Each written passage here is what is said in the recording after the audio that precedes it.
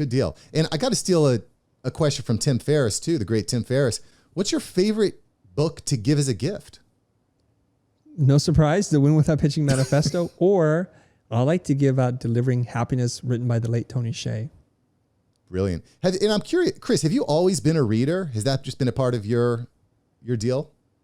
I'm ashamed to admit this, but no. I did what a lot of kids my age do in high school, which is I read to complete a task because I have to write a report or because it's a requirement to complete the class. All right. So I did that, and I would do what a lot of people do, I think, which is to take shortcuts, read what you can, write enough, and then never finish the book or read the Cliff Notes, literally that brand Cliff Notes, to be able to write my book report.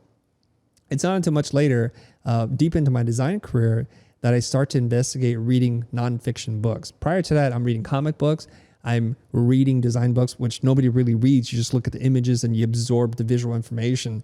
And then somewhere really late in my life, I would say in the last 10 years, I started reading, and the frequency in which I'm reading and the types of books that I'm reading are very different today than they were, say, 30 years ago. Yeah, same. I mean, I really enjoyed books like The Hobbit and Lord of the Rings, which now we're cool. Now we're cool for liking that stuff, right? The nerds rule, man. nerds rule the world. But yeah. I got to say, I've recently kind of caught the bug of reading, and you know, it's been a real game changer for me. It's been a huge game changer. Was there a specific point in your journey? Like what got you into reading, Chris? Was there a catalyst, or you just say, I'm just going to start reading because everyone else is doing it? Well, you know, so here's the funny thing. I'm kind of an odd duck in which somebody says, Chris, you need to read this book. It sounds exactly like what you're talking about. So why would I read a book just to affirm what I already believe and have been saying? So I'd buy the book and I'd leave it on the shelf. And I'm a lazy reader. So I'm talking about, this is not that long ago. Okay, I'm running blind. We're probably 10, 15 years into running the business. And I have creative directors, and I pick somebody smart and it's like, here, you need to read this book. And when you're done reading it, I want you to tell me what's in it. So the two books that I asked someone to read, one was Robert Cialdini's book, Influence, The Hidden Power of Persuasion.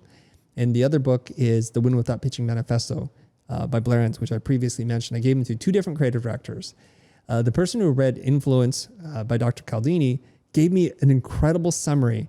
The 6 levers that bind us together as a society are things that people use with us or against us when they want us to do something, like the law of reciprocity, the law of contrast. And he would tell me stories. So every time we went to lunch and we ate lunch together every working day, he would tell me another nugget. I'm like, oh, and this is an incredibly bright person. So I felt like I read the book, so much so that I quote from the book. I recommend people read the book. I've yet to read one page from the book. Something, and this is a great way to live life. The people you pay money to, have them read a book. It benefits them. They tell you what the high level things are, and you get the benefit of somebody reading it in a very personal way. So it's almost like an interactive audio book, which none exists today.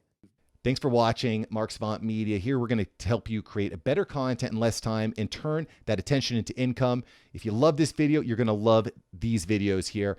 Click the one. Me and my team specially selected this just for you. Click the link, check out the video. I'll catch you here next time on Mark Savant Media.